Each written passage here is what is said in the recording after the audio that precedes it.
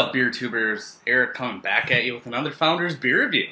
Today I'm looking at their July and August seasonal that recently hit stores. I would say, I think it was 2 weeks ago in the cities. It's a beer I've been really excited to try. It's replacing Cerise, which is their cherry ale. This is Founders, I believe it's Rubaeus. Not sure if I'm pronouncing that right, but it's a pure raspberry ale, and it's been compared to the likes of New Glarus raspberry tart. So I'm really excited to try this one and share what I think of it with you, as I'm kind of a big fruit guy when it comes to beer. Kind of, I guess I'll attribute that to lambics and gooses and whatnot. But hey, 5.7% alcohol by volume, 95-degree weather day, air conditioner's been running all day. Let's get into this one.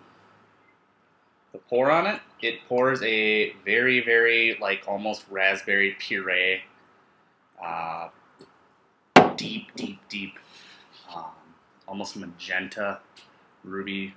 It looks like raspberry puree that's carbonated. Really kind of a pinky, off-white, tight lacing around the head there.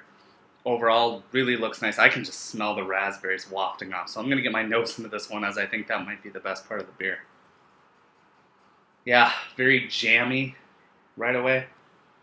You know when you eat a couple raspberries and you're chewing on the raspberry, but you're getting those, I forget what they're called, but that almost like over solid part of the fruit.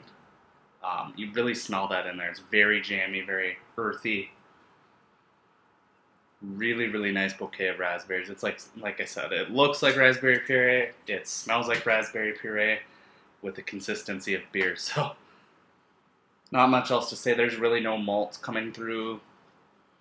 No alcohol. At 15 IBUs, you wouldn't expect any hops. Overall, really, really nice smelling summer beer for $10 a 4-pack. Cheers.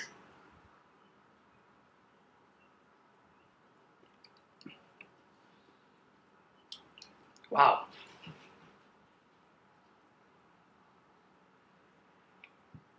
Sometimes I gotta do a double take when a beer tastes like this.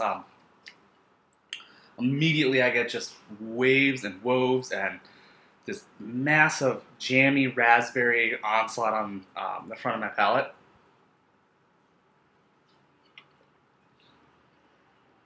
Followed by what kind of reminds me of like a champagne-y like dryness.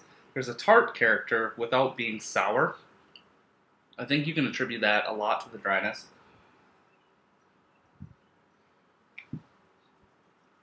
Yeah, it's really hard to call this one beer for me, but man, it really just plays on all aspects of a fine carbonated champagne. Tons of raspberry. You know what? At the faint end of it, since there really isn't a lot of malt backing this up, I am getting some alcoholic characteristics. Nothing overwhelming, but just enough to let me know that it's almost 6%.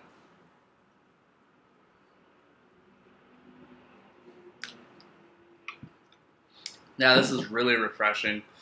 Crisp, dry. Man. Whew.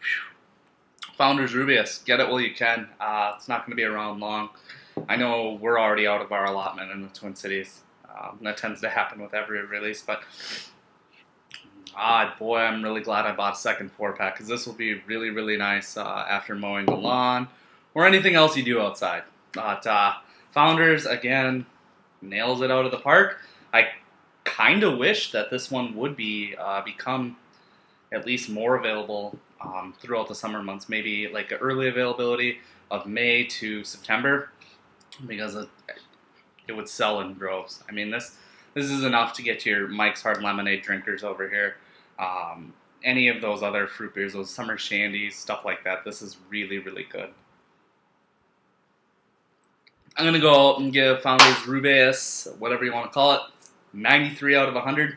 I think it does everything it says it should as a pure raspberry ale. That's effectively what I'm drinking. Although I do wish there was a little bit more of a beer component, as I just feel like I'm kind of drinking a malt beverage brewed with raspberries. And when I say malt beverage, I mean like hard lemonade or yeah, we'll leave it at that, guys. Check it out. Believe it's available now, like I said, through August, and it's definitely worth picking up and trying. So, see you again for another beer review. Always remember to respect beer. Cheers.